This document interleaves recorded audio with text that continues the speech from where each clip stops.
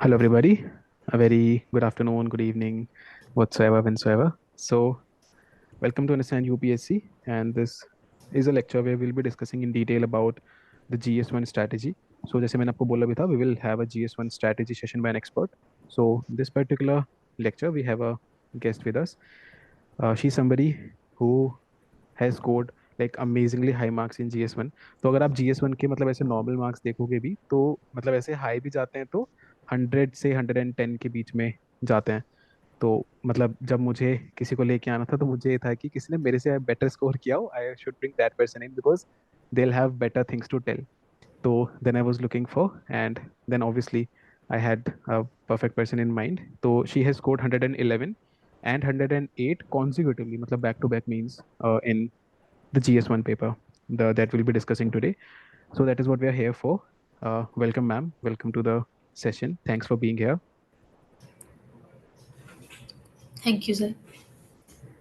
सो मतलब direct start ही करते हैं कि अगर मतलब मैं यही पूछूं तो जैसे हम इस पूरे लेक्चर में modus operandi will be that we'll take you through the various pointers of syllabus and ma'am will explain how in a particular portion you need to prepare that portion.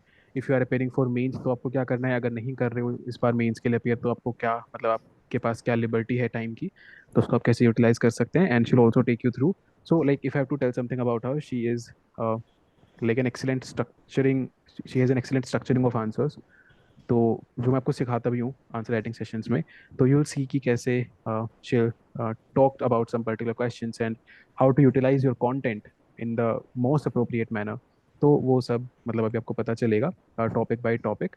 तो मैम फिर मतलब आप overall कुछ बताना चाहते हैं for the GS1 paper या फिर हम टॉपिक से ही शुरू करें?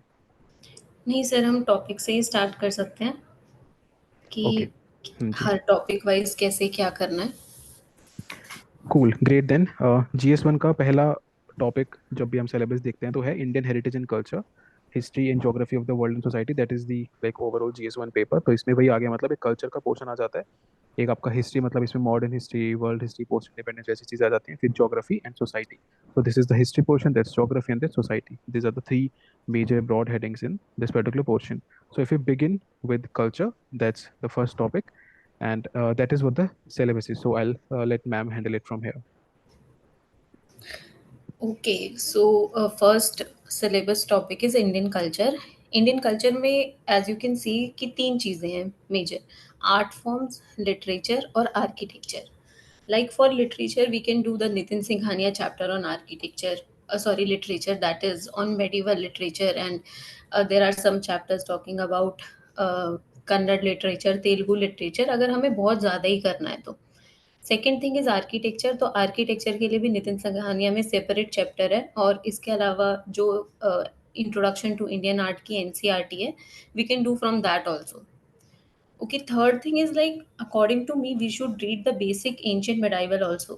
For example, इससे हमें टाइमलाइन पता चलेगी और बेसिक अंडरस्टैंडिंग होगी कि किस पीरियड के टाइम क्या क्या हुआ था. For example, if I take you like in 2018 there was a question asking about the nature of bhakti literature.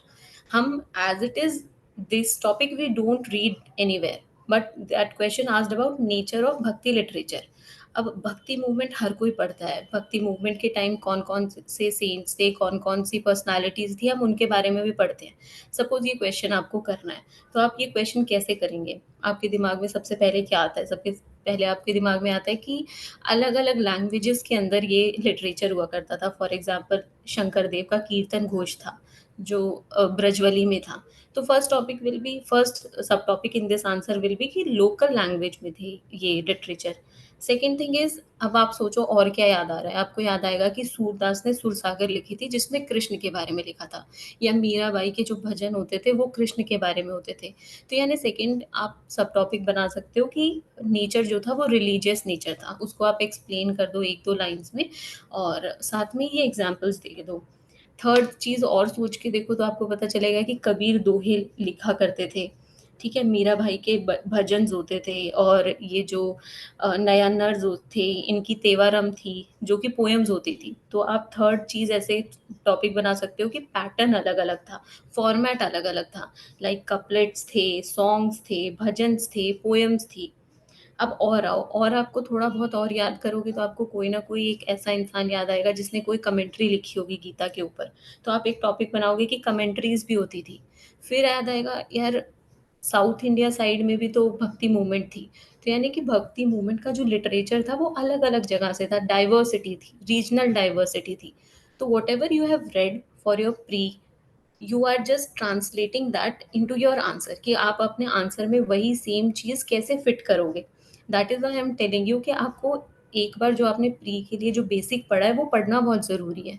बस डिफरेंस ये हो जाएगा कि प्री में आपको चीज़ें आइडेंटिफाई करनी होती हैं, यहाँ पे you have to remember those things to write it. But अच्छी बात ये है कि प्री में अगर कोई 5 चीज़ें तो आपको 5 की 5 पता होनी चाहिए। यहाँ पे अगर आपको 1-2 चीज़ें भी पता है तो आपको आप उस आंसर में अच्छे से स्ट्रक्चरिंग करके उन चीज़ों का एग्जाम्पल डाल सकते हैं। This is like you are knowing the examples और उससे आप आर्ग्यूमेंट बना रहे हैं और अपना आंसर लिख रहे हैं। राइट, इस चीज़ पे थोड़ा सा मतलब इलेबोरेट करते हैं फर्दर। तो जैसे मैम ने अभी आपको समझाया, जैसे मतलब हम सेशंस में बात करते हैं कि इवन जैसे अगर आपको मतलब अपने आंसर को ना एग्जाम्पल बाय एग्जाम्पल नहीं बनाना है, you have to make it example from an argument. तो एक आर्ग्यूमेंट आएगा, कोई भी एक आर्ग्यूमेंट, उसके सब्सटैंशिएट करते हुए एक एग्जाम्पल आएगा। तो मान लो आपको आर्ग्यूमेंट बनाना नहीं आ रहा है, तो इस एग्जाम्पल से आर्ग्यूमेंट बनाओ। जैसे मैम ने अभी समझाया कि कैसे, अगर आप समझ रहे हैं Mirabai use to write bhajan on Shri Krishna, use to sing bhajan on Shri Krishna, तो that is what shows a religious nature of the bhakti literature. तो यहाँ से आपको क्या मिला, एक रिलीजियस नेचर का एक आर्ग्यूमेंट मिला, और उसके एग्जाम्पल में आपको फिर मीराबाई का पॉइंट मिला। So always put it in terms of argument plus example. तो आपका जो प्री का मटेरियल है, जितना भी आपने प्री के लिए पढ़ा है, that will help you in remembering examples, and then your answer skill will help you develop an argument over that particular example, and you will be able to frame your entire answer.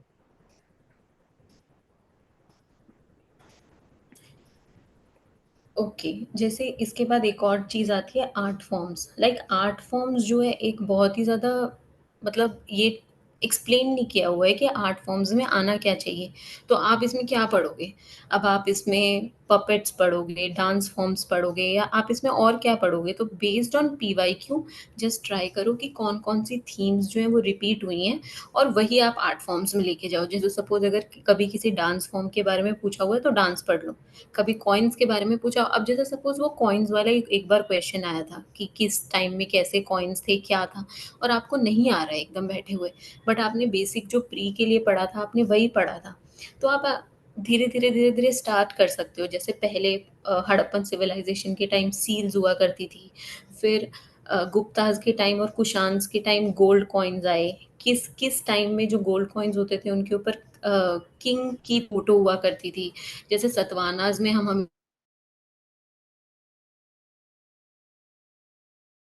What ever you know उसको try करो कि उसे answers में डालने की specific चीज़ें आप शायद हो सके कल को कुछ और ऐसा कुछ और नया कुछ पूछ लेगा। तो जो भी आप बेसिक पढ़ोगे बस बेसिक चीज़ों को ट्राई करो कि उसके अंदर डालना। Right, right. अब जैसे मैं एक क्वेश्चन डिस्कस करना चाहती हूँ, 23 में आया था। Explain the role of geographical factors towards the development of ancient India. अब आप एंशियंट इंडिया को बहुत सारे कंपार्टमेंट्स में पढ़ते हो बट आप कभी भी ये स्पेसिफिक चीज़ नहीं पढ़ते। तो एटलीस्ट मैंने तो नहीं पढ़ी हुई है ये स्पेसिफिक चीज़ कि जोग्राफिकल फैक्टर्स ने कैसे हेल्प की एंशियंट इंडिया को डेवलप करने के लिए। तो लेट इट बी, कोई बात नहीं, आप एंशियंट इंडिया की टाइमलाइन स्टार्ट करोगे। स्टार्ट कैसी हुई? सबसे पहले आपको क्या याद आएगा? हड़प्पन सिविलाइजेशन। तो हड़प्पन सिविलाइजेशन में व्हाट हैव वी रेड कि वहाँ पे जो सिविलाइजेशन थी वो किसी न किसी रिवर के पास थी। फॉर एग्जांपल हड़प्पा जो थी वो रावी के पास थी, मोहनजोदाड़ो इंडस के पास थी। तो आपका पहला जो पॉइंट है वो इसमें ये बनेगा कि civilizations were set up around the rivers या on the bank of those rivers. तो ये आपका पहला पॉइंट बन गया। फिर उसके बाद और आपको क्या याद आ रहा है? आपको याद आएगा कि एक ना कुछ तो ऋग्वेदिक टाइम में कुछ तो हमने बैटल ऑफ 10 किंग्स पढ़ा था, ठीक है? अब अच्छे से याद आने की कोई ज़रूरत नहीं है, तो आप बस ऐसे लिख सकते हो कि कुछ बैटल्स भी होती थी। जो बैटल का जो मेन एरिया होता था वो रिवर के अराउंड होता था, ठीक है? जैसे बैटल ऑफ 10 किंग्स हो गई, फिर आप पढ़ोगे अलेक्जेंडर जब आया था तो अलेक्जेंडर के टाइम बैटल ऑफ झेलम हुई थी, हाइडा पैसेज शायद उसको बोलते हैं, तो झेलम के अराउंड वो बैटल हुई थी, ठीक है। फिर चलो वैदिक से और आगे आओगे तो आप पढ़ोगे कि महाजनपद होते थे। अब महाजनपद में सबसे इम्पोर्टेंट चीज़, सबसे इम्पोर्टेंट जो हम एम्पायर पढ़ते हैं वो मगध एम्पायर पढ़ते हैं। और हम ये भी बहुत बार पढ़ते हैं कि why was Magadha so powerful. So Magadha was powerful due to its geographical factors. वहाँ आयन मिलता था, वहाँ वो गैंगेटिक प्लेन्स पे था, तो वो बहुत फर्टाइल था जिससे फूड सरप्लस थी। तो यानी कि पावरफुल एम्पायर जो था वो ज्योग्राफिकल फैक्टर्स की वजह से बहुत इम्पैक्ट होता था। ठीक है, एक पॉइंट ये हो गया। फिर उसके बाद और आगे आओ तो आप हर्यंका में पढ़ोगे कि एक पाटलिपुत्र नाम का कैपिटल उन्होंने इस्टेब्लिश किया था, ठीक है, जो कि कुछ रिवर्स के कॉन्फ्लुएंस पे हुआ करता था। तो आप ये लिख सकते हो कि स्ट्रैटेजिक लोकेशंस जो होती थी वो भी ज्योग्राफिकल फैक्टर्स से इम्पैक्टेड होती थी। फिर थोड़ा और जो कि बहुत बेसिक है, संगम पीरियड के टाइम हम पढ़ते हैं, एग्जाम्स में भी बहुत बार पूछा जाता है, कुछ पोर्ट्स पूछे जाते हैं जैसे कि चेराज की मुजरिस और कुछ कावेरी पट्टनम पोर्ट्स थे। तो you can make a one more point like trade भी जो है वो इम्पैक्ट होती थी एंशियंट टाइम पीरियड में जोग्राफिकल फैक्टर्स की वजह से। ये एक और पॉइंट बन जाएगा। ठीक है, फिर उसके बाद हम ये भी पढ़ते हैं, कुछ कुछ ऐसे वर्ड्स याद आएंगे आपको, कुरिंजी टाइप्स वर्ड्स याद आएंगे। कुरिंजी मतलब जैसे नीला कुरिंजी पढ़ते हैं तो कुरिंजी हिली एरिया होते हैं, कुछ कोस्टल एरियाज होते थे। तो हिली एरियाज में हंटिंग गैदरिंग करते थे, कोस्टल में फिशिंग करते थे। तो इससे आप क्या पॉइंट बनाओगे कि रीजन जो है या जोग्राफिकल फैक्टर्स जो है वो इन्फ्लुएंस करते थे कि ऑक्यूपेशन क्या होना चाहिए। ठीक है, फिर अब सोचो एक और पॉइंट बनाते हैं, हम कल्चर का पॉइंट बनाते हैं कि कैसे कल्चरल डेवलपमेंट में हेल्प करी ज्योग्राफिकल फैक्टर्स ने। केव्स होती थी, जहाँ केव्स हुई वहाँ केव्स पेंटिंग मिली, जैसे बाग केव्स में पेंटिंग मिली, अजंता केव्स में पेंटिंग मिली। कई जगह रॉक्स होते थे तो हमने देखा वहाँ रॉक कट टेम्पल मिले। ठीक है, जैसे इसमें बहुत अच्छे से आप एक्सप्लेन कर सकते हो अगर आपने पल्लव को पूरा रिवाइज किया है कि पल्लव के टाइम में जैसे 3 स्टेज टेम्पल आर्किटेक्चर होता था, रॉक कट टेम्पल, फिर स्ट्रक्चरल टेम्पल्स होते थे। तो आप उस तरीके से एक्सप्लेन कर सकते हो। ठीक है, तो नहीं पढ़े होंगे आपने स्पेसिफिक, बट अगर आप बेसिक रिवीजन करके जाओगे तो एक आप हम्म। अगर आपको थोड़ी बहुत टाइमलाइन पता होगी तो आप आर्ग्यूमेंट्स बना सकते हो। राइट। सो मतलब by the analysis of this particular question will come to realise कि कैसे आप कुछ पर्टिकुलर पॉइंटर्स को हमेशा ध्यान में रखें। तो देखिए, it is ultimately about the number of good arguments that you can generate and how you can substantiate them with good examples. तो यही बस आपको देखना है कि जैसे अभी जब हम इस क्वेश्चन में डाइवर्सिफाई करने गए, तो we went timeline wise also and we went diversity wise also, मतलब ऐसे ब्रेथ में भी गए और डेप्थ में भी गए, तो दोनों चीजों से आपको देखोगे कि आप कवर हुआ। तो फॉर एग्जाम्पल जैसे when we are going from timeline, तो हमने हड़प्पा से शुरू करके we went till the Sangam age, and then again we started going diversified. तो हम टाइमलाइन के हिसाब से भी जा रहे हैं, डाइवर्सिफाइड भी जा रहे हैं। तो that is how you will generate a lot of points when you answer such particular questions. And इसीलिए आपको बेसिक थोड़ा सा एंशियंट इंडिया रिवाइज होना जरूरी है, चाहे आप कल्चर के पर्सपेक्टिव से करिए, चाहे आप एंशियंट इंडिया के ही पर्सपेक्टिव से करिए, बट ताकि आपके पास बेसिक एग्जाम्पल्स हो जब भी ऐसे कोई क्वेश्चन आपके सामने आए। That is why it becomes important and necessary. Right, brilliant, like great bifurcation of the question. तो हम basically I guess Indian culture का आपको समझ में आए कि it is about 2 3 things. One is that you cover those topics, जैसे literature है डायरेक्ट है, कवर करिए। इफ यू मैम अगर इस बार मीन्स लिख रहे हैं तो क्या अप्रोच होना चाहिए फॉर कल्चर, पहले ये बता दीजिए थोड़ा सा, मतलब इन्हीं इस चीज को समराइज करते हुए। मतलब अगर आप इस बार मेंस लिख रहे हो तो अगर आपके जो भी प्री के स्पेसिफिक टॉपिक्स बने हुए हैं जहाँ पे आपने एकदम से लिखा हुआ है कि ठीक है मेडाइवल लिटरेचर ये था, ये मौर्यंस के टाइम का आर्किटेक्चर ये था, बाद के टाइम में ये आया, किसके टाइम डोम आया, किसके टाइम आर्क आई, तो बस आप उसको रिवाइज करिए और उसको अपने आंसर्स में डालने का ट्राई करिए। ठीक है, और जो इस बार मीन्स नहीं लिख रहे हैं वो आप ट्राई करिए कि आप अच्छे से पढ़ लें, अपने नोट्स बना लें, या फिर ऐसा भी कभी जनरली ऐसा अगर आप स्पेसिफिक, अगर आप कंफर्टेबल हैं किसी और के नोट्स के साथ, आपको समझ में आ रहा है तो आप उसी में ऐड ऑन करते रहिए पॉइंट्स। राइट। राइट। तो जैसे मतलब बेसिकली चीज हमें समझनी पड़ेगी कि ultimately it is about content, whether you have किसी और का, वेदर यू हैव खुद का, दैट डजंट रियली मैटर। हर इंसान जो अच्छा स्कोर करता है उसके पास ऐसा नहीं है कि खुद का ही मटेरियल होता है, और हर इंसान जो अच्छा स्कोर नहीं, मतलब जिसके पास खुद का मटेरियल होता है वो अच्छा स्कोर कर पाए, ऐसा जरूरी नहीं है।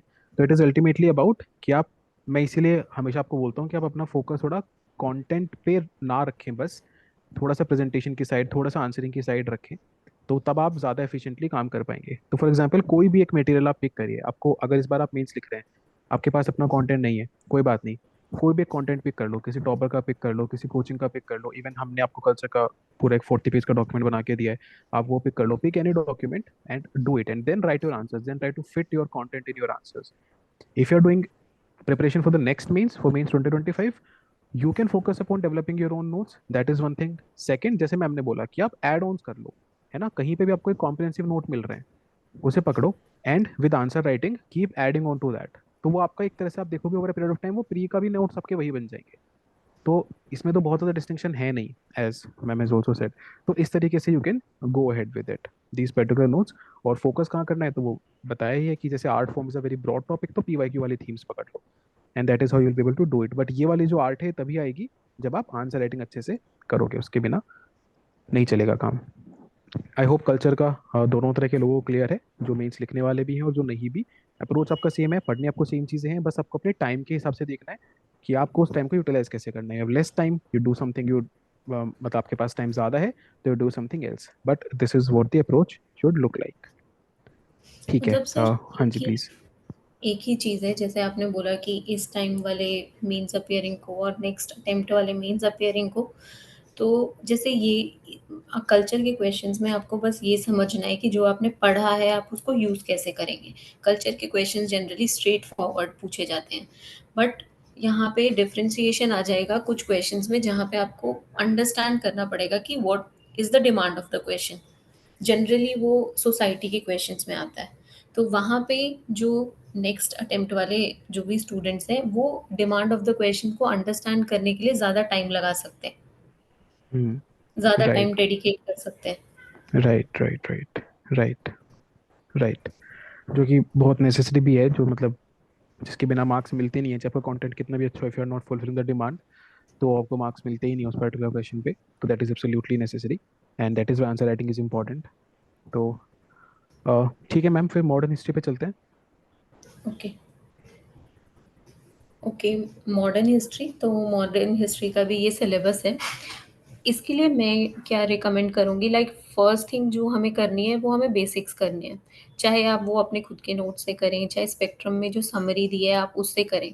बस प्री में और मेंस में एक डिफरेंस होगा, जैसे कि प्री के टाइम हम कुछ टॉपिक्स हैं जो नहीं पढ़ते हैं, जैसे नेशनलिज्म क्यों डेवलप हो गया, मॉडरेट्स का इम्पैक्ट क्या था, किसी इवेंट का क्रिटिकल एनालिसिस क्या था, यानी ये जो सब्जेक्टिव टॉपिक्स हैं ये हम प्री के टाइम नहीं पढ़ते। अभी आपको उन पे ध्यान देना है कि क्या है वो वाले टॉपिक्स आपको इस बार पढ़ने हैं, बस तो बेसिक्स आप वहाँ से कंप्लीट कर लीजिए। सेकंड चीज़ है, देखिए इसके सिलेबस में एक चीज़ है, the freedom struggle, its various stages and important contributors and contributions. ठीक है, तो कॉन्ट्रीब्यूटर्स एंड कॉन्ट्रीब्यूशंस, अब इस वर्ड को आप अलग अलग तरीके से इंटरप्रेट कर सकते हैं, और इसी से एग्जाम में बहुत सारे क्वेश्चंस भी पूछे जाते हैं। फॉर एग्जांपल, मॉडरेट्स का क्या कंट्रीब्यूशन था, एक्सट्रीमिस्ट का, रेवोल्यूशनरीज का, इंडिविजुअल रेवोल्यूशनरीज का। तो यानी कि जैसे जैसे हमारी टाइमलाइन इंक्रीज हुई, जैसे जैसे हमारी टाइमलाइन बढ़ी, वैसे वैसे पहले मॉडरेट्स और एक्सट्रीमिस्ट साथ थे, फिर इंडिविजुअल रिवोल्यूशनरीज आए, फिर ग्रुप रेवोल्यूशन आया, उसके बाद आइडियोलॉजीज आई। तो आप उसके हिसाब से प्रिपेयर कर सकते हैं कि किसका क्या कंट्रीब्यूशन रहा। ठीक है, फिर दूसरी चीज़ होती है कि आइडियोलॉजिकली, जैसे सपोज हम अगर सोशलिज्म में पढ़ रहे हैं तो सोशलिज्म का राइज कैसे हुआ, कौन कौन से फ्रीडम फाइटर्स थे जो इन्वॉल्व थे, कौन कौन से इवेंट्स हुए, जैसे HSRA बनी, अचीवमेंट्स क्या थी, लिमिटेशंस क्या थी, कि इनका इम्पैक्ट नैरोड क्यों रहा। ठीक है, तो आप इस तरीके से प्रिपेयर कर सकते हैं।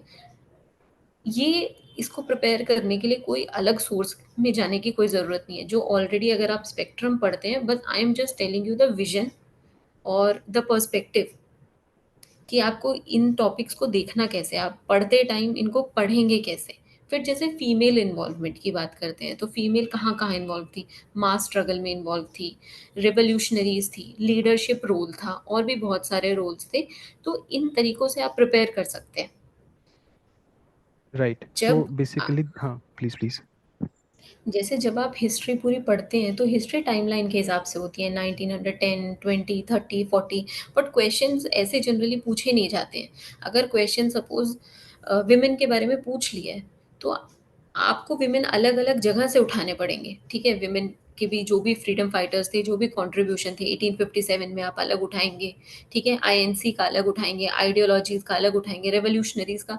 तो ये एक तरीके से जो आप अपने आर्ग्यूमेंट्स बनाएंगे, जो आप सब टॉपिक्स बनाएंगे, ये वो चीज़ भी है। Correct, correct. क्योंकि डायरेक्टली क्वेश्चन पूछा भी जाता है कि जैसे female involvement during the Gandhian phase, female involvement during 1857, तो female involvement all over the freedom struggle. तो अगर इस तरीके से प्रिपेयर करते हैं, सो बेसिकली मैम जिस चीज़ के बारे में यहाँ पे बात कर रहे हैं, शी इज टॉकिंग अबाउट कि कैसे आप थीम वाइज मतलब चीज़ों को पढ़ें, थीम वाइज कुछ आंसर्स लिख के देखें। तो जैसे मॉडरेट्स पे पूछा जाता है ना कि moderates were not able to create that amount of influence. तो मतलब ऐसे क्वेश्चन मैंने डिस्कस किया भी था, तो ऐसे मतलब हाँ ठीक है, मॉडरेट्स का इतना इन्फ्लुएंस था लेकिन ये लैग कर गए। Similar it is for extremist या फिर बाकी जितने भी आपके ये थीम्स हैं, इनके ऊपर यू हैव टू प्रिपेयर। दिमाग में आपके पॉइंट्स होने चाहिए and then you will be able to justify your answers with a lot of examples and arguments. Okay, जैसे एक और चीज़ है गांधी जी के टाइम पीरियड का। अब सपोज आप 1915 से पहले पढ़ रहे हो, 1915 के बाद कर रहे हो, तो थोड़ा खुद ही ब्रेनस्टॉर्म करो कि गांधी जी के इंडिया में आने के बाद क्या चेंजेस आए और आने से पहले क्या चीज़ें थी। क्या चीज़ें आने से पहले ठीक थी, पॉजिटिव थी, जो बाद में पॉजिटिव नहीं रही, या फिर क्या चीज़ें पहले नेगेटिव थी या नॉट सो गुड थी, जो बाद में जाके बहुत फेवरेबल हुई। क्या उनके क्या कॉन्ट्रीब्यूशंस रहे, ठीक है। तो जब भी आप पढ़ते हो तो इस तरीके से ब्रेनस्टॉर्म करो, उनकी स्ट्रैटेजीज क्या थी। जैसे सपोज अगर आपने एनसीएम सीडीएम पढ़ लिया, ठीक है, एग्जाम्स में पूछेगा कि उनकी स्ट्रैटेजीज में यूनिक चीज़ें क्या थी, तो आप सिर्फ वही लिख के आएंगे, पैसिव रेजिस्टेंस और वो सारी चीज़ें थी। नहीं, ट्राई करो, एनसीएम को समराइज करने की कोशिश करो, सीडीएम को समराइज करने की कोशिश करो कि उसमें ऐसा अलग सा क्या हुआ, किस में मास स्ट्रगल हुआ, ठीक है, किसी में स्टूडेंट्स इन्वॉल्व थे, लोकल्स किस में इन्वॉल्व थे, उनकी लीडरशिप थी कि नहीं थी, ठीक है। इस तरीके से बस थोड़ा सा ब्रेनस्टॉर्म करना है, मगअप करने के साथ साथ, प्री वाली चीज़ें पढ़ने के साथ साथ थोड़ा सा टॉपिक्स को सब्जेक्टिवली देखना है। हम्म। Correct, right. इसके अलावा एक और चीज़ है सिलेबस के अंदर, पर्सनालिटीज़, ठीक है, जो कि हर दूसरे तीसरे साल पूछी जा रही हैं। तो और पर्सनालिटीज़ के लिए हम जनरली कुछ ज़्यादा पढ़ते नहीं हैं, तो मैं तो यही एडवाइस करूँगी कि जो भी बेसिक पर्सनालिटीज़ हैं, गांधी, बोस, टैगोर, अंबेडकर, नेहरू, इनके इनके बारे में आप कोई एक राइटअप अपने पास रख लीजिए, ठीक है। और जब भी आप इनको पढ़ें तो ट्राई करिएगा कि अलग अलग टॉपिक्स में पढ़ें। जैसे एजुकेशन के बारे में क्या कहना चाहते थे, इंडस्ट्रियल डेवलपमेंट के बारे में क्या कहना चाहते थे, कास्ट के बारे में क्या कहना चाहते थे, ऐसे सब अलग अलग। राइट। तो क्योंकि वो कंपैरिजन ही पूछता है ज्यादातर, अगर दो पर्सनैलिटीज का आपस में पूछता है, जैसे गांधी बॉस पूछ चुका है, गांधी टैगोर पूछ चुका है, तो मे बी मतलब Gandhi Ambedkar might be next. But whatsoever the point is that you will have to have, अगर आप एक मतलब एक दो क्वेश्चन ऐसे लिख के देख लेंगे ना, तो आपके दिमाग में डायमेंशंस तो वैसे ही आ जाएंगे। और फिर आप थोड़े से लीडर्स के बारे में पढ़ लेंगे तो उन डायमेंशंस में फिट करना आ जाएगा and you will be ready for your answer. जी। अब मैं इसमें ना एक क्वेश्चन डिस्कस करना चाहूंगी, ये भी 23 का है। How did the colonial rule affect the tribals in India and what was the tribal response to the colonial operation, ठीक है। अब आप एज इट इज इसके बारे में कभी नहीं पढ़ते हो, ठीक है। आप क्या पढ़ते हो, आप ट्राइबल मूवमेंट्स पढ़ते हो। वो भी हम्म। बड़ा मुश्किल होता है याद रहना, कुछ कुछ बेसिक बेसिक होता है जो याद रहता है आपको, अदरवाइज याद नहीं रहता है। तो अब आप इसको कैसे उसमें समराइज करोगे, कैसे आप इसका आंसर बनाओगे। तो बस, जैसे कुछ भी आपको मूवमेंट याद आ रही है, जैसे सपोज हो अपराइजिंग याद आ रही है कि हो अपराइजिंग क्यों हुई थी, लैंड रेवेन्यू की वजह से। तो पहला आर्ग्यूमेंट यही बना दो कि इन्होंने लैंड रेवेन्यूज जो है बहुत ज़्यादा बढ़ा दिए थे, ठीक है। इतना इनकम नहीं होता था, इनकम होने के बाद कुछ बचता नहीं था, तो लैंड रेवेन्यू बहुत ज़्यादा बढ़ गए थे, ये डाल दो। फिर कुछ कुछ हमें कहीं कहीं याद आएगा कि ट्राइबल लैंड आउटसाइडर्स को दे दिया था, आउटसाइडर्स के आने की वजह से जो लोकल पॉपुलेशन थी उनको एम्प्लॉयमेंट नहीं मिल रहा था, अनएम्प्लॉयड हो गए थे, ठीक है। इनकी जो टेरिटरी थी उनको एनेक्स कर लिया था, जैसे इसका एग्जांपल है अहोम। अहोम के अंदर अहोम अपराइजिंग में यही हुआ था। कुछ कुछ जगह जो वजह थी वो रिलीजियस थी, रिलीजियस ऑपरेशन था कि कन्वर्ट होने के लिए बोलते थे, ठीक है। फिर उसके बाद नए नए ऑपरेसिव टैक्सेस वगैरह आ गए, तो यानी बस आपको ये पता था कि ये अपराइजिंग किस वजह से हुई, उसी को आपने यहाँ पे किस तरीके से कॉलोनियल रूल ने अफेक्ट किया ट्राइबल्स को, वो डाल दिया। ठीक है। अब जैसे इसका सेकेंड पार्ट है कि what was the tribal response, tribals ने रिस्पॉन्स कैसे किया, तो आप इसमें लिख दीजिए कैसे रिस्पॉन्स हुआ।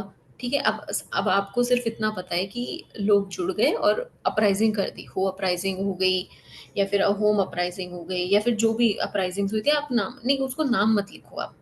ठीक है। आप उसको ऐसे लिखो कि इसकी वजह से ट्राइबल इंटीग्रेशन हुआ। ठीक है। और एक फ्रंट में आके लोगों ने कॉलोनियल रूल के अगेंस्ट आवाज उठाई। तो उसको इस हम्म, तरीके से पॉइंट्स बना बना के लिख दो, जिसकी वजह से ये एक्ट आया। ठीक है। कहीं कहीं ये वाला इस तरीके का कल्चर डेवलप हो गया, जैसे बिरसा मुंडा के केस में था। राइट। अभी क्या है कि अगर आप सिर्फ आर्ग्यूमेंट्स लिखेंगे, जैसे सपोज अगर सिर्फ मैंने ये लिख दिया कि लैंड रेवेन्यू बहुत इंक्रीज कर दिया था without any example, that is not, that would look, मतलब ऐसा कंप्लीट आंसर नहीं लगेगा। हम्म, इसीलिए आपको हर एक में एग्जांपल्स डालने बहुत जरूरी है। राइट। सो दैट मतलब that becomes a very important part of history specifically that I can see, कि आप थोड़े एग्जाम्पल्स अपनी हर चीज़ के याद रखो। वुमेन के एग्जाम्पल्स याद रखो, मूवमेंट के एग्जाम्पल्स याद रखो, इवेंट्स के एग्जाम्पल्स याद रखो, अपराइजिंग्स के एग्जाम्पल्स याद रखो। तो उससे क्या होगा, अब एग्जाम्पल्स याद करने आसान है, बिकॉज एग्जाम्पल्स कहाँ दे रखे हैं, आपके प्री के मटेरियल में दे रखे हैं, आपकी बुक्स में दे रखे हैं। Then you just convert them into what, you just remember that you have to convert them into arguments, and this your answer will be framed argument plus example way में। Great, I guess modern history की चीज़ें भी we have discussed. तो again if you talk about कि मतलब इस बार जो mains दे रहे हैं उनको किस चीज़ पे फोकस करना चाहिए, if they have suppose 3-4 days to prepare modern history and जो इस बार मेंस नहीं दे रहे हैं, how should they go about differently, अगर आप एक बार थोड़ा सा उस चीज़ को समराइज कर सकें। सर इसमें भी सेम ही चीज़ है जो हमने कल्चर में भी देखी थी। ठीक है। जो लोग इस बार मीम्स नहीं दे रहे वो अपने नोट्स पे थोड़ा सा काम कर सकते हैं, जैसे मैंने पर्सनालिटीज़ के बारे में बोला। ठीक है। और जैसे ये जो सब्जेक्टिव टॉपिक्स हैं कि नेशनलिज्म कैसे आया, इकोनॉमिक पॉलिसीज़ का क्या इम्पैक्ट था, कैसे हम्म, एडमिनिस्ट्रेटिव पॉलिसीज़ आई, वो लोग अपने नोट्स पे काम कर सकते हैं। नोट्स, इसके स्पेसिफिक नोट्स बना सकते हैं। बाकी जो इस बार मेंस दे रहे हैं वो ट्राई करें कि कहीं से भी उनको कोई भी नोट्स मिलते हैं जिससे वो कंफर्टेबल हैं, तो वो बस ट्राई करें कि जो भी उन्होंने पढ़ा है वो इन आंसर्स में कैसे यूज़ किया जा सकता है। और एक और हम्म। इम्पॉर्टेंट चीज़ है जो कि बहुत कॉमन है बट मेंस वाले लोग शायद इतना कम टाइम में तो ना अप्लाई कर पाए, आपको अपनी स्ट्रक्चरिंग पे बहुत काम करना पड़ेगा। हम्म, अब जैसे पर्सनालिटीज का क्वेश्चन आता है कि आपको कंपेयर करना होता है, गांधी वर्सेस बोस करना है, तो बहुत सारे तरीके हैं गांधी वर्सेस बोस लिखने के। आप पहले गांधी की आइडियोलॉजीज लिख दीजिए, फिर उसके बाद बोस की लिख दीजिए। ठीक है। अगर सपोज उसने कंपैरिजन नहीं भी पूछा, उन्होंने सिर्फ हम्म, ये पूछा कि ये बताओ कि दोनों की आइडियोलॉजीज जो हैं उनके बारे में नोट लिख दो, सपोज ये भी पूछा। अब आप उसको प्रेजेंट कैसे करेंगे, आप उसको एक टेबुलर फॉर्मेट में प्रेजेंट करें अलग अलग चीज़ों का। ठीक है। कि उनकी स्ट्रैटेजीज क्या थी, उनके थॉट्स क्या थे, अलग अलग सब टॉपिक्स बना के उनको लिखें। फिर उसके बाद लिखें कि कहाँ पे कौन कौन से एरियाज ऐसे थे जहाँ उनके थॉट्स कन्वर्ज होते थे, या कौन कौन से एरियाज ऐसे थे जहाँ उनके थॉट्स डाइवर्ज होते थे। अब उन्होंने सिर्फ राइट। इतना पूछा कि गांधी और बोस की आइडियोलॉजी बता दो, आपने उसको 3 पार्ट में कर दिया। करेक्ट। अब नॉर्मल जो इंसान ऊपर नीचे लिखेगा वो भी सेम लिखेगा, जो सिर्फ टेबल बनाएगा वो भी सेम लिखेगा, बट फिर भी आपका आंसर बेटर लगेगा क्योंकि आपने इसको 3 पार्ट्स में डिवाइड किया। हम्म।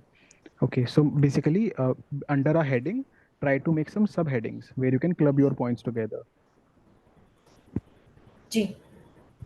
Right, right. ठीक है, understood. तो यही है, मतलब सिंपल सा मेंस वाले लोगों को वापस मतलब उसी चीज़ से फोकस करना है कि जैसे आपको समझ में आया ना भी क्वेश्चंस देख के या डिस्कशन या जो भी मैम ने एडवाइस दी कि you have to remember certain examples, then argument framing आपको आ जाएगी। So for that don't worry a lot about reading spectrum through and all of that. Use your time wisely और अपने नोट्स यूटिलाइज करो। ठीक है, चाहे किसी भी सोर्स के नोट्स उठाओ, doesn't really matter. And similarly for people who are giving Mains 25, for them how it is going to be, आप चाहो तो हाँ अभी अपने नोट्स थोड़ा बहुत बना सकते हो for same things, and then obviously writing answers, structuring answers, वो चीज़ आपको भी करनी है. So that is a basic difference that we can have. Great, then we can move to the next topic, I guess. We can move to, we have like, do we have to discuss some of these questions? Any of the questions that are given here? ये sir आप अगर आप कहेंगे तो कर सकते हैं, मतलब ज़्यादा कुछ नहीं है बट इनमें। कोई भी एक क्वेश्चन, जैसे मान लीजिए ये वाला क्वेश्चन मैंने देखा है कि कई बार रिपीट होता है, तो ये क्वेश्चन हल्का सा एक बार देख लेते हैं. ओके, जैसे ये क्वेश्चन है, highlight the importance of the new objectives that got added to the vision of Indian independence since twenties of the last century. ये 1920 की बात कर रहा है, ठीक है। राइट. तो अब एकदम से आपको याद नहीं आएगा कि कौन कौन से ऑब्जेक्टिव्स ऐड कर हुए थे, तो ट्राई करो 1920 से जो जो चीज़ें हुई थी ना 47 तक, सबकी लिस्ट बना लो। जैसे कि हम्म. मूवमेंट्स हुई थी, non cooperation, civil disobedience, quit India, फिर पार्टीज बनी कुछ, सीपीआई, एचएसआरए, रिवोल्यूशनरी ग्रुप्स आए, ठीक है, कराची सेशन हुआ था आईएनसी का, लाहौर हुआ था, ठीक है। अब जैसे सपोज आपको ये याद आ गया कि कराची सेशन हुआ था, तो कराची सेशन में आपको पता है न्यू नेशनल इकोनॉमिक प्रोग्राम आया था, फंडामेंटल राइट्स के बारे में बात हुई थी, तो आप वो लिख दो कि ये नए विजन्स ऐड हुए। लाहौर के टाइम पूर्ण स्वराज आया था, ठीक है, तो पूर्ण स्वराज लिखो, राइट. ठीक है। फिर आपको पता है इतने सारे मिशंस आए, हम हमेशा बोलते थे हमको कॉन्स्टिट्यूशनल कॉन्स्टिट्यूशन की तरफ ज़्यादा फोकस किया गया, ठीक है, ऑल इंडियन मेंबर्स होने चाहिए, हम्म. ठीक है। तो जो भी आपने मूवमेंट्स लिखी, जो भी उसके अंदर चीज़ें आई, आप सब वही राइट. लिखो। राइट. सो बेसिकली इसका ना एक मतलब यहाँ से एक बहुत अच्छा टेक अवे है कि anything and everything can be converted into an argument if you just have the art of doing that. For example जैसे लास्ट वाला जो आपने बोला, इससे मेरे को बहुत अच्छा क्लिक हुआ ये, कि जैसे मान लीजिए यही है कि हमें ये चाहिए कि यार इंडियन मेंबर्स की मेजोरिटी होनी चाहिए या फिर ऑल इंडियन मेंबर कमिटीज बननी चाहिए. तो इसका मतलब क्या है, that we want to be independent in decision making, we want to be independent in scrutinizing. तो independent decision making, independent scrutinizing is an objective.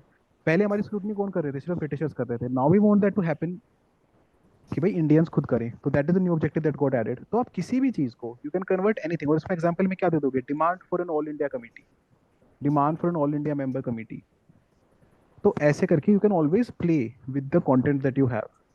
और ऐसा नहीं है कि ये करना टफ है. If you learn this art तो फिर आप उसको कहीं भी अप्लाई कर सकते हो. Not just in GS1, it will replicate across papers. हाँ जी मैम.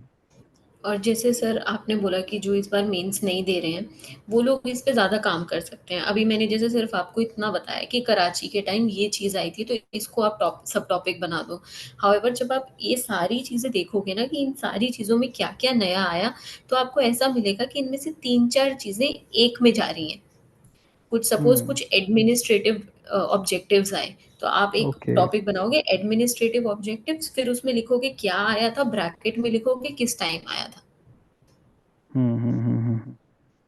जैसे आपने ओके. डिसीजन मेकिंग बोला, ठीक है, तो डिसीजन मेकिंग पार, तो ये आप एक सब टॉपिक बनाओगे, इसके नीचे आप बहुत लिखोगे, जैसे हम ऑल इंडियन मेंबर कमेटी चाहते थे, ब्रैकेट में किस में हमने ये चीज़ बोली थी, नेहरू हम्म. रिपोर्ट में क्या बोला गया था, फंडामेंटल राइट्स की तरफ ध्यान गया था, कहाँ कहाँ बोला गया था।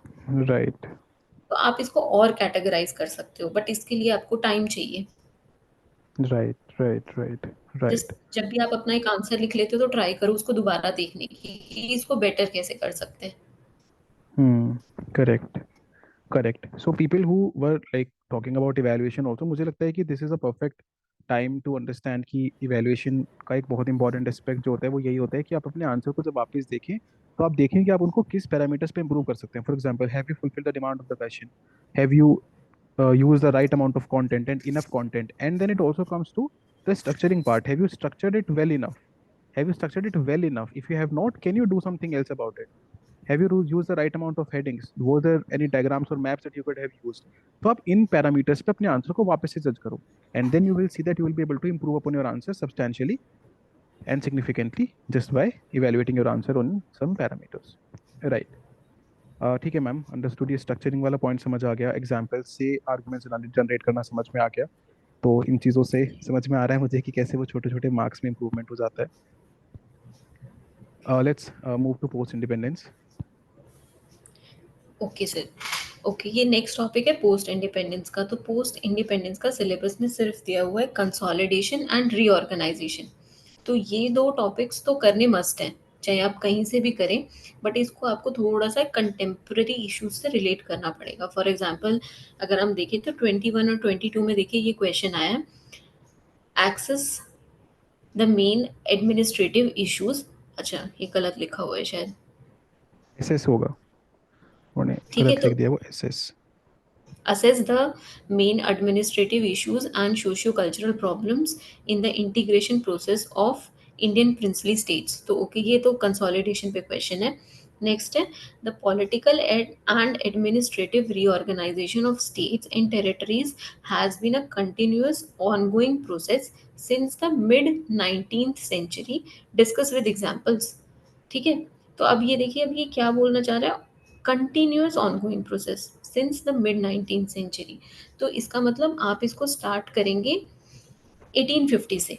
ठीक है, तो अब 1850 में याद करिए कि ये क्या हुआ था, डॉक्ट्रिन ऑफ लैप्स आया था। फिर उसके बाद 1857 का रिवोल्ट हुआ था, तो नए एडमिनिस्ट्रेटिव मेजर्स वो लेके आए थे। फिर बंगाल पार्टीशन हुआ था। फिर 1911 में दोबारा बंगाल पे डिसीजन लिया गया था। ठीक है, फिर उसके बाद 1935 में ऑल इंडिया फेडरल की बात हो रही थी। फिर पाकिस्तान डिमांड हुआ था, जॉइंट इलेक्टोरेट सेपरेट इलेक्टोरेट की बात हो रही थी। ठीक है, फिर उसके बाद अलग अलग कमीशंस आई कि लिंग्विस्टिक बेसिस पे कमीशंस बनानी चाहिए कि नहीं बनानी चाहिए। फिर हमने कुछ यूटीज बनाए। ठीक है, स्टेट रीऑर्गेनाइजेशन एक्ट आया, हमने कुछ यूटीज बनाए, कुछ स्टेट्स बनाए। ठीक है, तो आप इसमें देखिए पोस्ट इंडिपेंडेंस तक आ गए हैं। उसके बाद आपको फिर लास्ट में बताना है कि कैसे तेलंगाना बना, झारखंड बना, किन किन कैटेगरीज पे बना, और कैसे ये चीज़ें अब भी चल रही हैं, अब भी स्टेट डिमांड चल रही है। ठीक है, हम्म। जम्मू कश्मीर, लद्दाख, बोडोलैंड, गोरखालैंड। राइट। तो ये चीज़ें आपको इसके अंदर इंक्लूड करनी है। Correct correct correct. तो इसमें मतलब एक चीज बहुत ज्यादा ध्यान रखने वाली ये है कि you have to focus upon these two words, consolidation, reorganisation. तो कंसोलिडेशन कब हुआ? It happened during the freedom, like post, just post independence हम कंसोलिडेट कर रहे थे, फिर उसके पहले भी, लेकिन मेजरली उसके बाद कैसे इतनी प्रिंसली स्टेट्स को कंसोलिडेट किया, एंड देन पूरी कंट्री में कैसे रिऑर्गेनाइजेशन हो रहा है। तो आप देखोगे तो मतलब बिल्कुल वहीं से क्वेश्चन पूछ रहा है। So for example integration of the princely states, and then when it came to reorganisation, तो एग्जैक्ट वो वर्ड यूज करके पूछा और कैसे वो अभी तक चल रहा है। तो जैसे फॉर एग्जांपल अभी आपको, जैसे मैंने बोला लद्दाख, इतनी हाई डिमांड है, सब कुछ हो रहा है, हंगर स्ट्राइक हो रही है, सब कुछ, तो वो मेंशन करना है। एंड अगेन कैसे मेंशन करोगे, दैट इज एब्सोल्युटली इंपॉर्टेंट। आप मेंशन करोगे कैसे? तो मेंशन करोगे रिऑर्गेनाइजेशन की डिमांड अभी क्या चल रही है इन टर्म्स ऑफ आर्ग्यूमेंट। तो लद्दाख क्या चाहता है ना, ऑन टर्म्स ऑफ ट्राइबल, कि भाई ट्राइबल प्रोटेक्शन होनी चाहिए, एनवायरमेंट प्रोटेक्शन होनी चाहिए, and then an example you will put out the example of Ladakh. तो ऐसे करके आपका स्ट्रक्चर एन आंसर। तो ये इंडिपेंडेंस से पहले, ये just post independence till particular time, and future में क्या डिमांड्स है। तो that is how you can always categorise your reading. जब भी आप पढ़ रहे हैं तो इस तरीके से कैटेगराइज करके पढ़ लीजिए, आपको आंसर में डालने में बहुत आसानी हो जाएगी। जी। Right ma'am. ओके, एक तो सर इसका जैसे कंसोलिडेशन एंड रीऑर्गेनाइजेशन हो गया। एक चीज़ है कि अ, थोड़ा सा इसका बेसिक पढ़ना बहुत ज़रूरी है कि पोस्ट इंडिपेंडेंस में इनके अलावा और क्या चीज़ें हुई, ताकि हम्म। फोमो ना हो, थोड़ा बहुत पता हो। और वैसे भी कोई हार्म भी नहीं है उसको पढ़ने में, क्योंकि वो मल्टीपल जगह यूज़ हो जाएगा। आप ट्राइबल मूवमेंट्स पढ़ोगे, रेवोल्यूशंस पढ़ोगे, ग्रीन रेवोल्यूशन एंड ऑल, तो वो वाइट रेवोल्यूशन, तो वो सब यूज़ हो जाएगा। तो उसके लिए आप कोई भी एक बेसिक सोर्स यूज़ कर सकते हैं। मैंने थोड़ा बहुत ओनली आईएएस का प्रहार यूज़ किया था। बाकी आपको जो ठीक लग रहा है, जिसमें बेसिक बेसिक टॉपिक्स के बारे में कुछ ना कुछ दिया हो, तो आप वो यूज़ कर सकते हैं। और तीसरी चीज़ है पीवाईक्यूज़। आप एक बार पीवाईक्यूज़ देख लीजिए, पीवाईक्यूज़ में क्या-क्या थीम आई हैं, बस उसको एक ओवरलुक सा दे दीजिए कि थोड़ा बहुत उसके बारे में देख लीजिए, बस नज़रों से निकाल लीजिए उसको, दैट्स इट। इतना काफ़ी है इसमें। Got it. Got it. तो भैया मतलब आरओआई के हिसाब से देना है। There are not too many question that are asked from this particular section. तो ऐसा नहीं कि आप एक हफ्ता इसी में लगा रहे हैं। Be quick about it, read, take out examples as your notes, write 3 4 questions on this and move ahead. That is how your approach should be. Even if you're preparing for the next year, ऐसा नहीं है कि आप बैठ के एक हफ्ता post independence पढ़ रहे हो। Take up a document, read it so that you link, you understand, and then write answers and then move ahead. आपका भी अप्रोच वही होना चाहिए, not major difference. Got it ma'am, this is how we can do with post independence. We can now talk about world history. Okay. तो world history की भी मेरी तो सेम ही अप्रोच रहती थी कि मैं किसी भी एक बेसिक सोर्स से जो बेसिक बेसिक टॉपिक्स हैं वो सब एक बार बस देख लूँ। उससे अगर हम्म। कुछ होगा तो हो जाएगा, मतलब जो जनरली लोग जो पीएसआई वगैरह किसी का ऑप्शनल होता है तो वो बहुत ज़्यादा डिटेल में पढ़ते हैं। तो ऑप्शनल के अंदर ही मैंने बस इसको बेसिक सा देखा था, कहीं से इंडस्ट्रियल रेवोल्यूशन हो जाए, ये फिलोसफीज हो जाए, कॉलोनाइजेशन, डीकॉलोनाइजेशन, वर्ल्ड वॉर्स वगैरह, थोड़ा सा बेसिक आइडिया लग जाए। बाकी इसके ज़्यादातर क्वेश्चंस अब आते भी नहीं है। Right right right. तो मतलब वही है कि कोई एक बेसिक सोर्स उठा के and just try to do the terms that are given in the paper. मतलब इसके बावजूद भी बहुत ही कोई अजीब क्वेश्चन आ सकता है, बहुत ही कोई वियर्ड क्वेश्चन आ सकता है, तो उसमें आपको वही याद रखना है जो हम प्रीलिम्स में बोलते हैं, it is same for everyone. आपका हिस्ट्री ऑप्शन है तो भी जरूरी नहीं है कि आपको वो चीज़ें पता हो, एंड हिस्ट्री ऑप्शन सारी दुनिया का नहीं है। So it's okay, relax, don't need to worry. जितना आपको आंसर राइटिंग का फंडा समझाया है उससे आपका वो एड्रेस हो जाएगा, and that would be more than enough. तो आपको बहुत ज़्यादा परेशान होने की जरूरत नहीं है। If you are somebody who is doing for the next year, तब आप एक बेसिक सोर्स पढ़ लो, उससे अपने कुछ पॉइंटर्स निकाल के नोट्स बना लो, एंड आपका ये वर्ल्ड हिस्ट्री प्रिपेयर हो जाएगा। इसके लिए बहुत सेपरेटली कुछ करने की नीड नहीं है। और सर मतलब जो इस साल जो अगले साल मेंस दे रहे हैं वो फिर भी इस पे थोड़ा बहुत टाइम स्पेंड कर सकते हैं हम्म। कि कहीं से देख के अच्छे नोट्स बना लें। जो इस साल मेंस दे रहे हैं उनको ज़्यादा फर्क नहीं पड़ेगा, बस किसी एक सोर्स से बेसिक चीज़ें कि वर्ल्ड वॉर हुआ, क्या रीजंस रहे, क्या इवेंट्स हुए और क्या इम्पैक्ट पड़ा, 5 5 5 पॉइंट्स। आपको बस टाइमलाइन क्लियर होनी चाहिए, ठीक है। बस वो पॉइंटर्स में चीज़ें पढ़ लो, कर लो, ताकि फोमो ना हो कि मैंने ये पढ़ा नहीं। ताकि राइट अगर समझ आना होगा होना होगा तो हो जाएगा। Right right. Let's move to थोड़ा सा हिस्ट्री से थोड़ा एक इंटरेस्टिंग एरिया पे जाते हैं, which is Indian society. Let's talk about Indian society, ma'am. जी। तो इंडियन सोसाइटी बहुत बहुत इम्पोर्टेंट टॉपिक है। दो टर्म्स में ये बहुत इम्पोर्टेंट है। एक तो बहुत वेटेज कैरी करता है मार्क्स में, और दूसरा the nature of the questions जो आजकल आ रहे हैं, इसलिए इंडियन सोसाइटी बहुत इम्पोर्टेंट है। तो इसके लिए मैंने भी खुद ने क्या किया था, और मैं जो रिकमेंड करूँगी वो भी ये है कि पहला जो जो टॉपिक्स दिए हुए हैं आपको, आपने अगर अपने नोट्स बना रखे हैं या फिर कहीं से भी आपको कुछ भी मिलता है, तो इसका बेसिक एक बार पढ़ लो, ठीक है। ताकि कुछ ऐसी टर्म्स हैं जो उसमें आ रही हैं जो आपने अपने नोट्स में लिख रखे हैं, जैसे संस्कृताइजेशन हो गया, या ऐसी कुछ भी चीज़ें हैं, ताकि बस आपको पता हो कि हाँ ये टर्म्स हैं, आप कहीं यूज़ करना चाहो तो उनको कर लो। और कोई आप ट्राई करो कि कुछ डेटा वगैरह अगर आपने प्रिपेयर कर रखा है या आपको कहीं से मिल रहा है, कोई फैक्ट्स वगैरह मिल रहे हैं पोवर्टी के ऊपर, अर्बनाइजेशन के ऊपर, स्कीम्स क्या चल रही हैं, ठीक है, नीति आयोग ने कुछ कहा है या ऐसा कुछ, तो बस ट्राई करो कि वो डेटा प्रिपेयर कर लो। बाकी इसके अंदर जो सेकंड मोस्ट इम्पॉर्टेंट चीज़ है वो ये है कि आपको पीवाईक्यूज करने बहुत बहुत बहुत इम्पॉर्टेंट है सोसाइटी के। अब पीवाईक्यूज करने क्यों इम्पोर्टेंट है? पहली चीज़ है कि कुछ टॉपिक्स ऐसे हैं जिनसे घुमा फिरा के सेम चीज़ बार बार पूछी जा रही है। तो उन हम्म। टॉपिक्स के लिए पीवाईक्यूज अगर आप लिखेंगे तो आपके नोट्स प्रिपेयर हो जाएंगे। ठीक है, मैं आपको नीचे दिखाती हूँ। जी। जैसे ये देखिए 18 और 19 का क्वेश्चन है ये। Globalization is generally set to promote cultural homogenization, but due to these cultural specificities appear to be strengthened in the Indian society elucidate। और 2019 में था are we losing our local identity for the global identity discuss.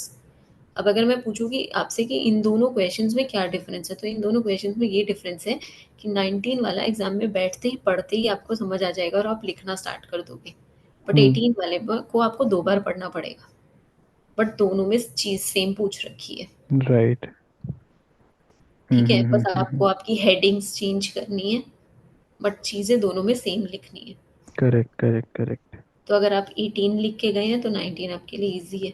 और अपने आप जब हो आप जाएगा। खुद भी, जी, आप खुद भी 18 और 19 पीवाईक्यू अगर लिख भी रहे होंगे, ठीक है, तो आपको खुद को लिखते टाइम पता चलेगा कि मैं सेम ही चीज़ बार बार लिख रहा हूँ या लिख रही हूँ, ठीक राइट है। एब्सोल्युटली। हाँ जी। दूसरी चीज़ पीवाईक्यूज करना क्यों इम्पोर्टेंट है, वो इसलिए कि आपको डिमांड ऑफ द क्वेश्चन समझ में आएगी। सोसाइटी में आजकल सबसे ज़्यादा प्रॉब्लम ये हो रही है कि डिमांड ऑफ द क्वेश्चन समझ में नहीं आ रही है, हम्म। ठीक है। तो वो समझने के लिए आपको पीवाईक्यूज करने बहुत ज़रूरी है। चाहे आप पीवाईक्यूज लिखें मत, बट ब्रेनस्टॉर्म ज़रूर कर लीजिए। सोसाइटी में आपके जो आंसर्स होने चाहिए वो मल्टी डायमेंशनल होने चाहिए, और साथ में उसके साथ प्रैक्टिकल लाइफ के इश्यूज और एग्जाम्पल्स कनेक्टेड होने चाहिए। जैसे फॉर एग्जाम्पल इस बार जो क्वेश्चंस आए थे नीचे हैं वो क्वेश्चंस, जैसे ये वाला क्वेश्चन आया, do you think marriage as a sacrament is losing its value in modern India? ये आपने कहाँ पढ़ा होगा? आपने salient features of Indian society में थोड़ा बहुत मैरिज के बारे में पढ़ा होगा, but as it right. Is कहाँ पढ़ा होगा? ये आपको ऑन द स्पॉट बैठ के सोचना पड़ेगा। तो अब जैसे मेरे अकॉर्डिंग माने तो मेरे दिमाग में इस क्वेश्चन को सोच के क्या आता है कि मैं कैसे इस क्वेश्चन को स्टार्ट करूंगी कि एक तो आपको डायरेक्ट आंसर लिखते टाइम ना कंक्लूजन नहीं देना है, येस और नो नहीं, ऐसा कुछ नहीं बोलना है।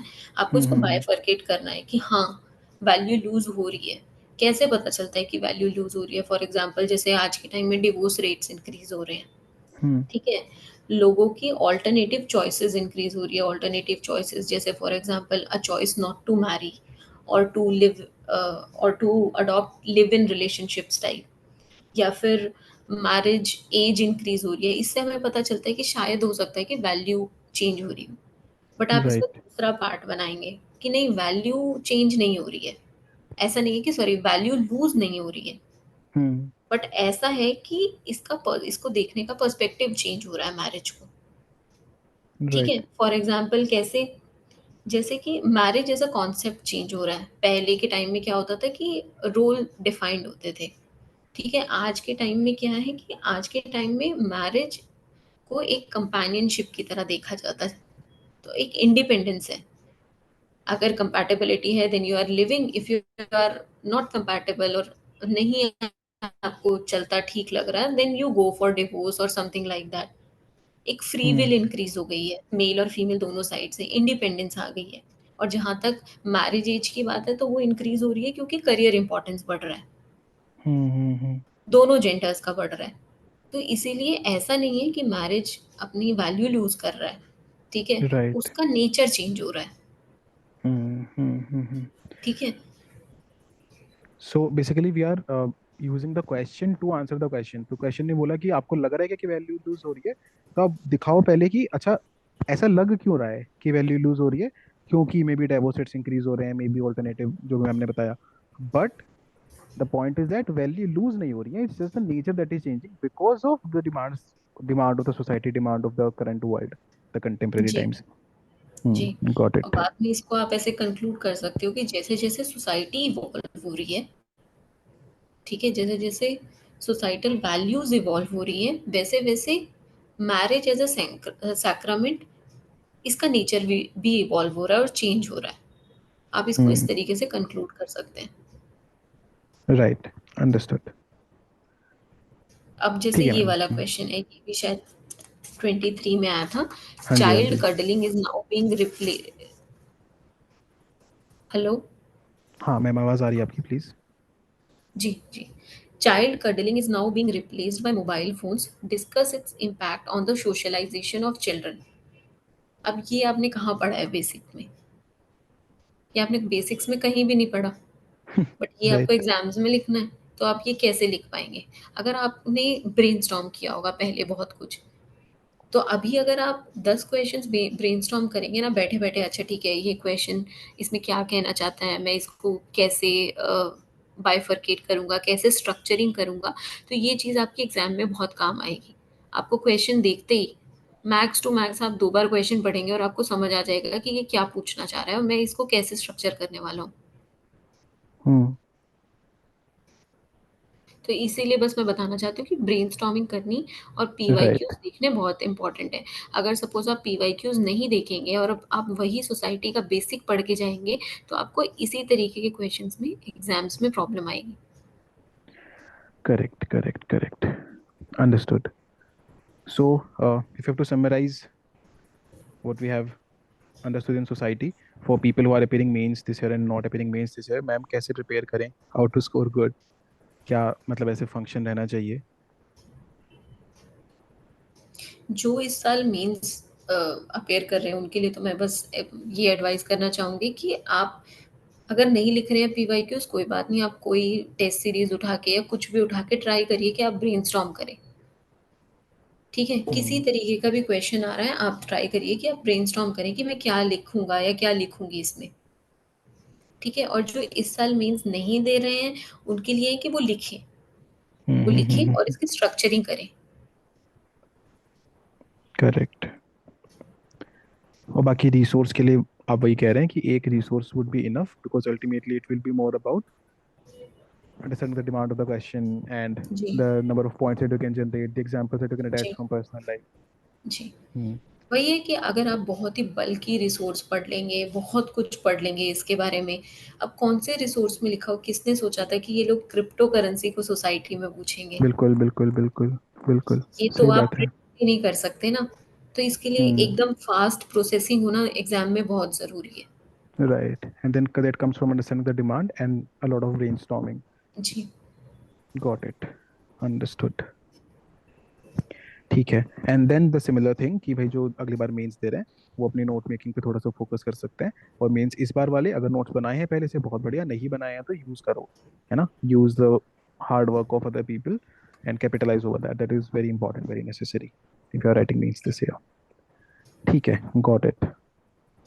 सो we can move to the third and the last portion of GS1 which is geography. जी। अब जैसे सोसाइटी का वेटेज बहुत हाई है, आजकल ज्योग्राफी का भी वेटेज बहुत हाई है। सोसाइटी में मैंने आपको बोला कि आपका आंसर जो होना चाहिए वो मल्टी डायमेंशनल होना चाहिए। ज्योग्राफी में आपको फैक्ट्स पता होने चाहिए। आजकल ज्योग्राफी में क्वेश्चंस एकदम स्ट्रेट फॉरवर्ड आ रहे हैं, बट इसमें आपको फैक्ट्स पता होने चाहिए। जैसे नीचे कुछ क्वेश्चंस हैं। हाँ जी।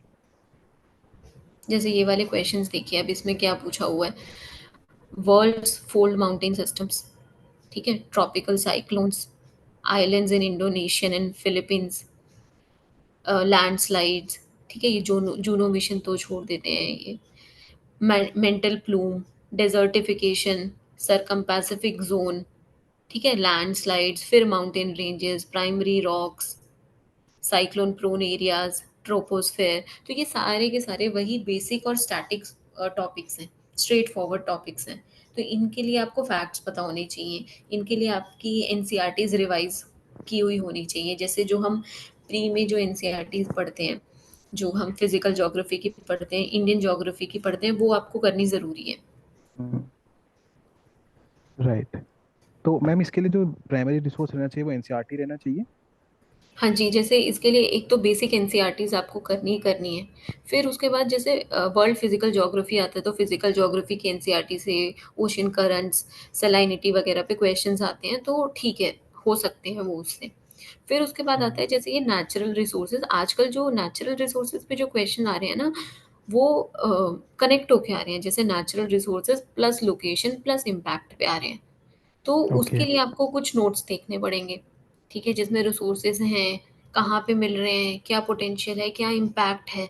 और रिसोर्सेज को ना आपको वो ट्रेडिशनल रिसोर्सेज, कन्वेंशनल रिसोर्सेज पे नहीं लिमिट करना है कि ऑयल कोल उस पे कर दिया। Wind energy, solar energy, geothermal energy, इन सबके सेंस में, सबके सेंस में इसको प्रिपेयर करना है। जैसे मैं आपको ना नीचे एक क्वेश्चन अटैच्ड है। जैसे थोड़ा और नीचे, जी, जैसे इसके अंदर देखिए ये वाला क्वेश्चन है। Why is the world today confronted with a crisis of availability and access to fresh water resources? अब इसने खुद बोला फ्रेश वाटर रिसोर्सेज। तो जब ये क्वेश्चन पूछेगा कि इंडिया के कोस्टल लाइन पे रिसोर्स पोटेंशियल क्या है, तो उसमें आप भी वाटर रिसोर्सेज मेंशन करेंगे। ठीक है, उसमें लाइक। आप भी water as a transport you mention करेंगे, ओशियन एनर्जी करेक्ट। मेंशन करेंगे। आप उस पे नहीं रहेंगे सिर्फ कि हाँ शेल गैस देख लिया, क्रूड ऑयल देख लिया, सिर्फ उस पे नहीं रहेंगे। आप सब कुछ मेंशन करेंगे, आप कोरल्स भी मेंशन करेंगे। This is your skill. Right. ठीक है, कि कैसे आप उसको रिसोर्सेज दिखा रहे हैं, कैसे आप उसको ऐड कर रहे हैं। Like how broad can you go when you are talking about how ब्रा, resources? जी जी। Right, understood. तो जो like जो हाँ जी। हाँ जी, मतलब मेरा कहने का बस ये मतलब था कि जो प्रिपेयर करके नहीं जाएगा, उसको तो एग्ज़ाम में यही आएगा कि कोस्टल एरियाज़ में तो मैंग्रोव्स मिलते हैं, ठीक है? हम्म। बट ये गलत नहीं है, वो भी रिसोर्सेज हैं, ठीक है? कैसे रिसोर्सेज हैं? वो आपकी बायोडाइवर्सिटी के लिए एक रिसोर्स है, फिर उसके बाद वो नेचुरल डिजास्टर्स को प्रिवेंट करने में हेल्प कर रहे हैं, राइट। ठीक है? तो जो आपको पता है, अब आपको उसको दिखाना है सामने वाले को कि कैसे रिसोर्स है वो। Correct. Correct, you have to be smart in using your existing content to generate points and जी। answers। वही वाली बात है, तो जैसे वही बहुत ही अच्छा चीज़ है, मतलब ये पॉइंट है कि भाई वाटर रिसोर्स है, वो खुद ही बोल रहा है कि फ्रेश वाटर रिसोर्स है, फिर वाटर रिसोर्स है, तो आप भी हमेशा याद रखो कि water is a resource use करना है। और मैम इसका मतलब वो क्या हो सकता है, कोई सोर्स हो सकता है, या फिर how do we go about preparing this particular thing? NCERT से हो जाएगा? कुछ कुछ तो जैसे कोल माइका ये सारी चीज़ें तो एनसीईआरटी से हो जाएंगी। बाकी चीज़ों के लिए आपको कोई नोट्स अरेंज करने पड़ेंगे, या फिर जैसे करंट अफेयर्स वगैरह में आ जाते हैं, wind energy, solar energy, ocean energy का कुछ कुछ आपको कहीं से कुछ मिल रहा है। हम्म। ठीक है, फॉर ब- पीपल हु। मतलब हाँ हाँ जी हाँ जी, जी। बस आप कनेक्टेड रहिए जो जीएस 3 में आप पढ़ते हैं, कि आप यहाँ पे भी उसको यूज़ करेंगे। Got it, understood. ठीक है, सो फॉर लाइक हम मतलब कोई भी नोट्स वो करके और आपको प्रोवाइड करा भी देंगे, so that you are able to do these kind of topics like natural resources वगैरह। ठीक है जी। Ma'am, next. इसके अलावा इसके अंदर एक टॉपिक है जियो फिजिकल फिनोमिना और डिजास्टर। जैसे आपने देखा होगा कि आजकल वॉल्केनो, साइक्लोन्स, लैंडस्लाइड्स ये सब बहुत पूछा जा रहा है, और इसमें एक नीचे ये लोग लिख देते हैं कि इसको सब्सटैंशिएट करो रीसेंट इवेंट से, रिसेंट। हम्म। ठीक है? तो आप जो जीएस 3 के अंदर जो डिजास्टर मैनेजमेंट पढ़ते हो, उसको यहाँ पे यूज करना है, ठीक है? आपको ट्राई करना है कि कुछ साइक्लोन्स आए हैं तो आप ट्राई करोगे कुछ नाम आपको याद हो, क्या इनिशिएटिव्स लिए जा रहे हैं, कौन सी कलर कोडिंग चल रही है, कौन सा कुछ नया कुछ लेके आए हैं क्या वो लोग, क्या स्ट्रैटेजी आ रही है डिजास्टर मैनेजमेंट में, तो बस वही सारी चीजें यहाँ पे यूज करेंगे आप, करेक्ट करेक्ट करेक्ट। ठीक है? और एक चीज है, जैसे ये वाला जो लास्ट वाला टॉपिक है, geographical features, flora fauna, effects of such changes वगैरह, तो बेसिकली ये कुछ नहीं, ये क्लाइमेट चेंज है। जो आप एनवायरनमेंट में जीएस 3 में क्लाइमेट चेंज पढ़ेंगे, उसी को यहाँ यूज करना है। मैं थोड़ा सा आपको एडवाइस करना चाहूंगी कि डी और ई के लिए, वॉल्केनो, साइक्लोन्स यानी जियोफिजिकल फिनोमेना और ये क्लाइमेट चेंज के लिए, जब हम करंट अफेयर्स पढ़ते हैं तो करंट अफेयर्स में सपोज कोई रिपोर्ट आई है, कुछ यूनेप ने दी है, यूनेप ट्रिपल सी ने दी है, या फिर आईपीसीसी ने, या फिर सीसीडी ने दी है, तो ट्राई करिए कि वो जो रिपोर्ट्स है ना, वो आप इन आंसर्स में यूज कर सकें, ठीक है? जैसे जब हम प्री के टाइम भी वो रिपोर्ट्स पढ़ते हैं तो उसमें ऐसे होता है कि कहा जा रहा है कि एशिया में डेजर्टिफिकेशन इस पर्टिकुलर एरिया में इंक्रीज हो गई है, तो हम उसको छोड़ देते हैं क्योंकि प्री के लिए वो इम्पोर्टेंट नहीं है। प्री के लिए बस ये इम्पोर्टेंट है, ये रिपोर्ट इस ऑर्गेनाइजेशन ने दी है, बट उसके अंदर की चीज़ें आप उसका छोटा सा शॉर्ट नोट टाइप बना दीजिए, उनको ट्राई करिए इसको इसमें यूज़ करना, विद द ऑथेंटिसिटी की यूनेप ने ये रिपोर्ट इस ईयर में इस टॉपिक पे रिलीज की, उसमें ये लिखा हुआ है, ठीक है ठीक है। बीच में ठीक आपकी है? आवाज़ जी। मतलब ये रिपोर्ट्स ऑफ ऑर्गेनाइजेशंस के बारे में बता रहे थे ना, कि कैसे करंट अफेयर्स में जो रिपोर्ट्स आती हैं उनको यूज़ करना है। जी, मतलब मैं बस इतना कह रही थी कि जैसे हम प्री में जब ये सारी रिपोर्ट्स पढ़ते हैं तो हमारे लिए बस इतना इम्पोर्टेंट होता है कि ये रिपोर्ट किस ऑर्गेनाइजेशन ने दी है, उसके अंदर की चीज़ें हम नहीं पढ़ते कि एशिया में अगर डिजर्टिफिकेशन बढ़ गया है तो कहाँ बढ़ा है, तो वो प्री के लिए हम्म। इम्पोर्टेंट नहीं होता, बट मेंस के लिए वो इम्पोर्टेंट है। तो आप ट्राई करिए कि जैसे अगर आप यूनेप की कोई रिपोर्ट पढ़ रहे हैं, या डब्ल्यूएमओ का कोई जीएचजी पे, ग्रीन हाउस गैसेस एमिशन पे कुछ भी पढ़ रहे हैं, तो उसका कुछ शॉर्ट नोट प्रिपेयर कर लें। फिर आप जब अपने आंसर्स में लिखेंगे तो उसको ब्रैकेट में लिखेंगे, as per this report submitted by this organization in this year. Got it. ठीक है मैम, बाकी तो हाँ जी, जी। बस मैं इस लास्ट एक चीज़ के बारे में और बोलना चाहूँगी कि ज्योग्राफी में आपको एक मैपिंग करनी बहुत ज़रूरी है। अब दो चीज़ों की वजह से मैपिंग करनी बहुत ज़रूरी है। एक तो आपके ज्योग्राफी के आंसर्स में आप ट्राई करिए कि आप मैप्स डालें, ठीक है? और दूसरी चीज़ ये है कि जैसे क्वेश्चन आजकल ऐसे ही आ रहे हैं कि माउंटेन रेंजेस बता दो, तो आपको एकदम से याद आना चाहिए। तो जो आप प्री के टाइम मैपिंग करते हो, ये नहीं location in places in news वो सारी नहीं, जो आप बेसिक करते हो, कौन सी माउंटेन रेंजेस कहाँ हैं, कौन सी रिवर कहाँ पे है, कौन से डेजर्ट्स हैं, ठीक है, कौन से आइलैंड्स हैं, बस ट्राई करिए कि एक बार वो मैपिंग आप दोबारा करें। हम्म। करेक्ट। ठीक है ma'am, understood. So to summarize, for what people writing means this year should do, they should definitely focus on the NCRTs, क्योंकि क्वेश्चंस वहाँ से आते हैं, इवन अनकन्वेंशनल क्वेश्चंस भी एनसीईआरटी से ही आ रहे हैं। तो आप अपनी एनसीईआरटीज को प्लीज मिस मत करिएगा। I been repeating that from the day one, कि खासकर जीएस वन जैसे पेपर में आपका प्रीलिम्स का material is not just your material for mains but your value addition material for mains. So it's absolutely important to go back to that particular matter and source and read that. आपने पहले पढ़ा है, उस पर focus, मतलब उस पर भरोसा दिखाइए, trust on that particular resource. Then other than that, जैसे नेचुरल रिसोर्स वाली चीज़ है, इसमें से बहुत सारा तो आपको एनसीईआरटीज में मिलेगा, फिर करंट अफेयर में कवर होगा, और अगर एडिशनली भी कुछ रिक्वायर्ड होगा तो मतलब हम भी अपनी तरफ से आपको प्रोवाइड कराने की कोशिश करेंगे, in terms of questions, in terms of answers, in terms of current affairs questions. और आप अपनी तरफ से भी you can always do that. Then these topics can be taken care of and will be doing GS three. हालांकि मैं थोड़ा सा भी करा दूंगा, but specially when we doing GS three तब आपको इस पे और एडिशनल कंटेंट मिल जाएगा। Then this is a unique point that ma'am told, कि कैसे आप जो एग्जिस्टिंग आप करंट अफेयर्स में रिपोर्ट्स वगैरह पढ़ेंगे, try to use them in your answers for GS one, GS two, GS three. And then mapping is obviously important, because वो लोग एग्जाम्पल्स पूछ रहे हैं, आपको मैप्स ड्रॉ करने होते हैं ज्योग्राफी में, तो that is why it becomes important. तो ma'am that was for geography. तो सिमिलरली मतलब वही है कि अगर कोई 25 लिख रहा है तो they can prepare their own notes, and अगर कोई 24 जी। लिख रहा है तो they should write now focus upon completion of syllabus and coverage of all these dimensions that you talked about. जी सर। Right.